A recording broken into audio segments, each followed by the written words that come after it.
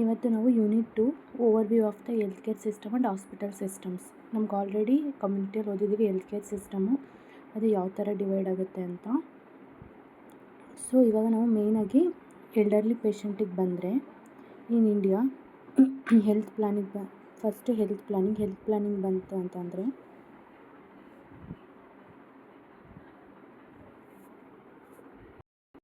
ನಿಮಗೆ ಗೊತ್ತಿರೋ ಹಾಗೆ ಇಂಡಿಯಾದಲ್ಲಿ ಎವರಿ ಗೌರ್ಮೆಂಟ್ ಏನಿದೆ ಅದು ಸಿಟಿಜನ್ಸ್ಗೆ ಹೆಲ್ತ್ ಕೇರ್ ಸರ್ವಿಸಸ್ನ ಪ್ರೊವೈಡ್ ಮಾಡುತ್ತೆ. ಅದೇ ರೀತಿ ಸೇಮ್ ಇಂಡಿಯಾದಲ್ಲಿ ಕೂಡ ಹಾಗೆ ಗೌರ್ಮೆಂಟು ಪ್ರಾಪರ್ ಕ್ವಾಲಿಟಿ ಆಫರಬಲ್ ಸರ್ವಿಸಸ್ನ ಪೀಪಲ್ಗೆ ಕೊಡೋದ್ರಲ್ಲಿ ಇನ್ಕ್ಲೂಡಿಂಗ್ ತುಂಬ ಅಂಡರ್ ಪಾವರ್ಟಿ ಲೈನಲ್ಲಿರೋರಿಗೆ ಮೇಯ್ನಾಗಿ ಈ ಹೆಲ್ತ್ ಪ್ಲ್ಯಾನಿಂಗ್ಸು ಅಥವಾ ಈ ಹೆಲ್ತ್ ಸರ್ವಿಸಸ್ ಏನಿದೆ ಅದು ದೊರಕಬೇಕು ಅನ್ನೋದನ್ನ ಮೇಯ್ನಾಗಿ ಅವರು ತಲೆಯಲ್ಲಿ ಇಟ್ಕೊಂಡಿರ್ತಾರೆ.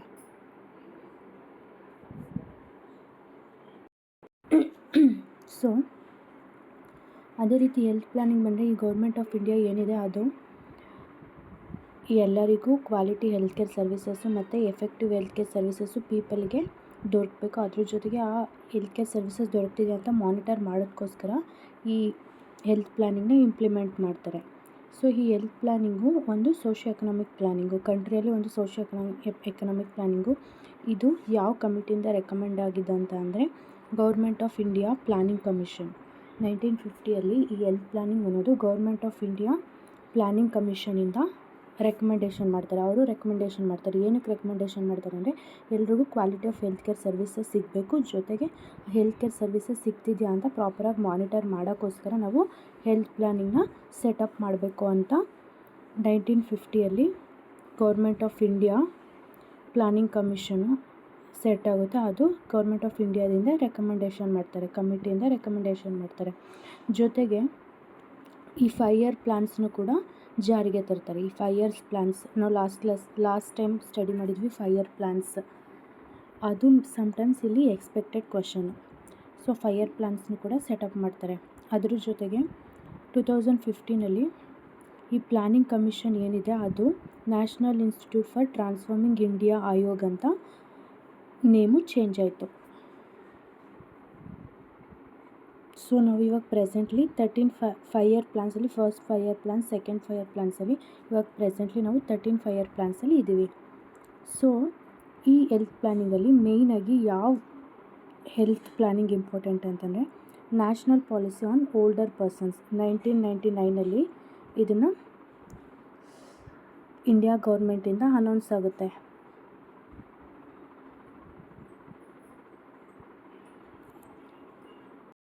ಈ national policy on elder persons 1999ನಲ್ಲಿ ಇಂಡಿಯನ್ ಗೌರ್ಮೆಂಟಿಂದ ಅನೌನ್ಸ್ ಆಗುತ್ತೆ. ಜೊತೆಗೆ ಆ 1999ನ international year of old person ಅಂತಲೂ ಕರಿತೀವಿ. ಸೊ ಇಲ್ಲಿ ಮೇಯ್ನಾಗಿ ಏನಪ್ಪ ಇದ್ರ ಪರ್ಪಸ್ ಅಂದರೆ ಈ ಪಾಲಿಸಿ ಪರ್ಪಸ್ ಅಂತ ಅಂದರೆ ಸೀನಿಯರ್ ಸಿಟಿಜನ್ಸ್ ಯಾರಿದ್ದಾರೆ ಅವ್ರದ್ದು ವೆಲ್ಬೀಯಿಂಗ್ನ ನೋಡ್ಕೊಳ್ಳೋವಂಥದ್ದು ಇದು ಮೇಯ್ನು ಪರ್ಪಸ್ಸು.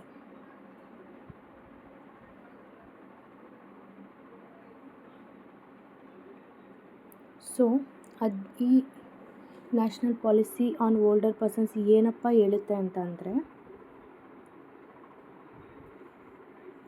ಈ ಎಕನಾಮಿಕ್ ಕೆಪಾಸಿಟಿ ಅಂದರೆ ಈ ಅಮೌಂಟ್ ಕೆಪಾಸಿಟಿ ಅಥವಾ ಡೆವಲಪ್ಮೆಂಟು ವಿತಿನ್ ಲಿಮಿಟ್ಸಲ್ಲಿ ಇರಬೇಕು. ಅದ್ರ ಜೊತೆಗೆ ಪ್ರಾಪರ್ ಎಫೆಕ್ಟಿವ್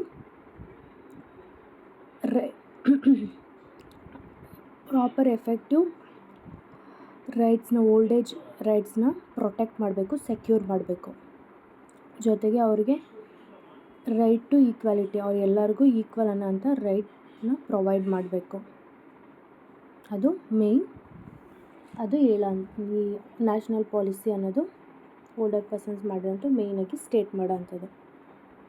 ಸೊ ಅದಲ್ಲದೆ ಇನ್ನು ಅದರ್ ಬೆನಿಫಿಟ್ಸ್ ಏನಪ್ಪ ಅಂದರೆ ಇದರಿಂದ pensions, travel allowances, income tax, medical benefits, ಈ ಎಕ್ಸ್ಟ್ರಾ ಸೇವಿಂಗ್ಸು ಅದೆಲ್ಲ ಈ national policy on older persons ಅಂಡರಲ್ಲೇ ಬರುತ್ತೆ.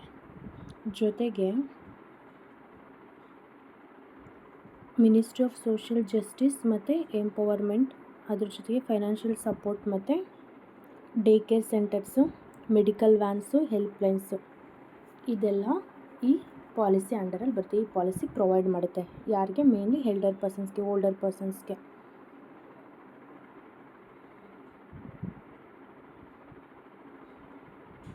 ಅದೇ ಥರ ಇನ್ 2011 ನ್ಯೂ ಪಾಲಿಸಿ ಬಂತು. ಅದನ್ನ national policy for senior citizen ಅಂತ ಗೌರ್ಮೆಂಟ್ ಆಫ್ ಇಂಡಿಯಾ ಅನೌನ್ಸ್ ಮಾಡ್ತು. ಆ ಪಾಲಿಸಿ ಮೇಯ್ನಾಗಿ ಏನರ ಮೇಲೆ ಫೋಕಸ್ ಮಾಡುತ್ತಪ್ಪ ಅಂತ ಅಂದರೆ main stream senior citizen especially older ವುಮೆನ್ಸಲ್ಲಿ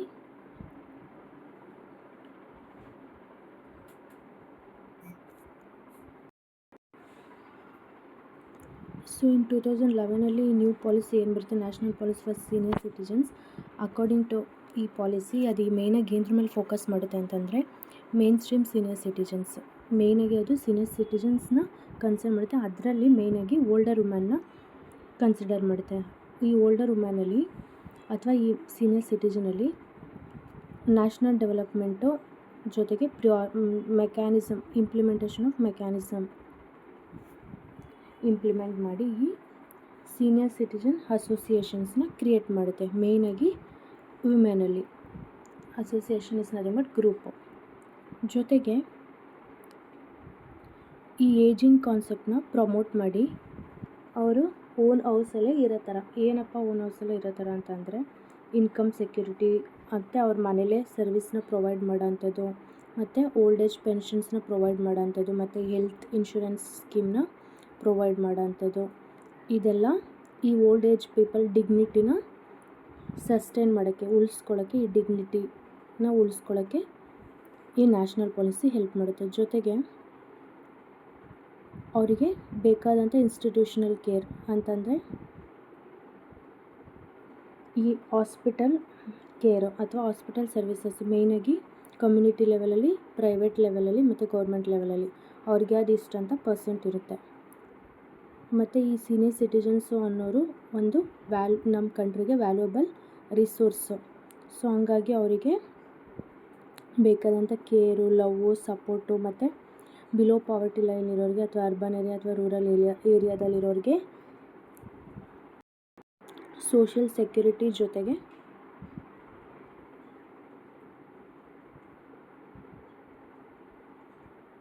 health care security ಮತ್ತು ಶೆಲ್ಟರು ಅದನ್ನೆಲ್ಲ ಪ್ರೊವೈಡ್ ಮಾಡೋಂಥದ್ದು. ಮತ್ತು ಯಾವುದೇ ರೀತಿಯಾದ ಅಬ್ಯೂಸು, ಹೊಡೆಯೋದು ಅಥವಾ ಫಿಸಿಕಲ್ ಅಬ್ಯೂಸು, ಸೆಕ್ಷುವಲ್ ಅಬ್ಯೂಸಿಂದ ಅವ್ರನ್ನ ಕಾಪಾಡೋಂಥದ್ದು ಇದು ಮೇಯ್ನು ಪಾಲಿಸಿ ಇದು. ಮತ್ತು ಲಾಂಗ್ ಟರ್ಮ್ ಸೇವಿಂಗ್ಸು, ಯಾವುದಾದ್ರೂ ಕೆಲವೊಂದು ಅಮೌಂಟ್ ಅಂದರೆ ಆಫ್ಟರ್ 50 ಇಯರ್ಸ್ ಆದಮೇಲೆ ಗೌರ್ಮೆಂಟ್ ಕಡೆಯಿಂದ ಪೆನ್ಷನ್ಸ್ ಪ್ರೊವೈಡ್ ಮಾಡೋಂಥದ್ದು. ಆ ಥರ ಸೇವಿಂಗ್ಸ್ನ, ಲಾಂಗ್ ಟರ್ಮ್ ಸೇವಿಂಗ್ಸ್ನ ಪ್ರಮೋಟ್ ಮಾಡೋಂಥದ್ದು.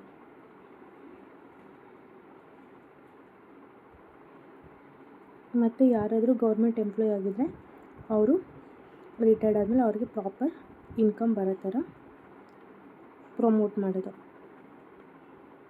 ಮತ್ತು ಅವ್ರಿಗೆ ಬೇಕಾದಂಥ ಗೈಡೆನ್ಸು, ಕೌನ್ಸಿಲಿಂಗು, ಟ್ರೈನಿಂಗ್ ಸರ್ವಿಸ್ನ ಪ್ರೊವೈಡ್ ಮಾಡೋಂಥದ್ದು. ಇದು ಮೇಯ್ನಾಗಿ ಪಾಲಿಸಿ ಕನ್ಸರ್ನ್ಸ್, ಮೇಯ್ನಾಗಿ ಪಾಲಿಸಿ ಫೋಕಸ್ ಮಾಡೋಂಥದ್ದು.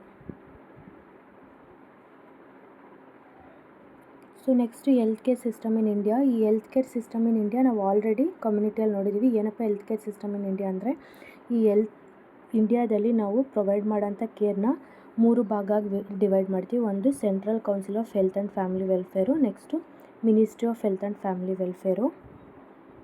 ಇದು ಮೇಯ್ನಾಗಿ ಹೆಲ್ತ್ ಸಿಸ್ಟಮ್ ಅಟ್ ಸೆಂಟರು. ಮೇಯ್ನಾಗಿ ಈ ಹೆಲ್ತ್ ಕೇರ್ ಸಿಸ್ಟಮ್ ಇನ್ ಇಂಡಿಯಾನ ನಾವು health system at the centre ಅಂತ ಡಿವೈಡ್ ಮಾಡ್ತೀವಿ. ಜೊತೆಗೆ health system at state level, health system at district level 3 ಭಾಗ ಆಗಿ ಡಿವೈಡ್ ಮಾಡ್ತೀವಿ. Health system at central level, health system at state level, health system at district level, ABC ಅಂತ ನೀವಿಲ್ಲಿ ನೋಡ್ಬೋದು. Next health system at central ಲೆವೆಲಿಗೆ ಬಂದರೆ ಅದರಲ್ಲಿ ಮೇಯ್ನಾಗಿ 3 ಸೆಂಟರ್ಸ್ ಯಾವುದ್ಯಾವುದಪ್ಪ ಅಂದರೆ central council of health and family welfare, the ministry of health and family welfare, the director of general of health services. ಇದೆಲ್ಲ ನಾವು ಆಲ್ರೆಡಿ ಕಮ್ಯುನಿಟಿ ಹೆಲ್ತ್ ನರ್ಸಿಂಗಲ್ಲಿ ನೋಡಿದ್ದೀವಿ. ಇದ್ರ ನೋಟ್ಸು ಕೂಡ ನಾನು ಪ್ರೊವೈಡ್ ಮಾಡಿದ್ದೀನಿ. ಇದು ಸೆಂಟ್ರಲ್ ಲೆವೆಲಲ್ಲಿ. ನೆಕ್ಸ್ಟ್ ಸ್ಟೇಟ್ ಲೆವೆಲಿಗೆ ಬಂದರೆ ಸ್ಟೇಟ್ ಹೆಲ್ತ್ ಮಿನಿಸ್ಟರ್ ಮತ್ತು ಸ್ಟೇಟ್ ಹೆಲ್ತ್ ಡೈರೆಕ್ಟರ್ ಅಂತಾಗಿ ಡಿವೈಡ್ ಮಾಡ್ತೀವಿ. ಅದಲ್ಲದೆ ನೆಕ್ಸ್ಟು ಹೆಲ್ತ್ ಕೇಸನ್ನು ಡಿಸ್ಟಿಕ್ ಲೆವೆಲಿಗೆ ಬಂದರೆ ಡಿಸ್ಟಿಕ್ ಕಲೆಕ್ಟರ್ ಆಗಿರ್ಬೋದು, ಮತ್ತು ಸಬ್ ಡಿಸ್ಟಿಕ್ ಲೆವೆಲ್ ತಹಶೀಲ್ದಾರ್ಸು, ಮತ್ತು ರೂರಲ್ ಏರಿಯಾಸ್ಗೆ ಮುನ್ಸಿಪಲ್ ಬೋರ್ಡ್ಸು, ಪಂಚಾಯತ್ಸು ಅವೆಲ್ಲ ಡಿಸ್ಟಿಕ್ ಲೆವೆಲಲ್ಲಿ ಬರುತ್ತೆ. ಇದು health care delivery system in India.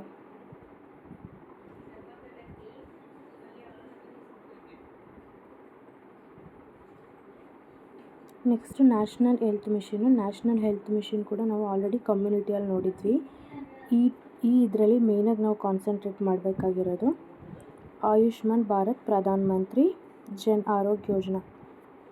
ಇದನ್ನು ನಾವು ಕಮ್ಯುನಿಟಿಯಲ್ಲಿ ಓದಿಲ್ಲ. ಇದು ಮೇಯ್ನಾಗಿ ನಾವು ನೋಡಬೇಕಾಗಿರೋದು.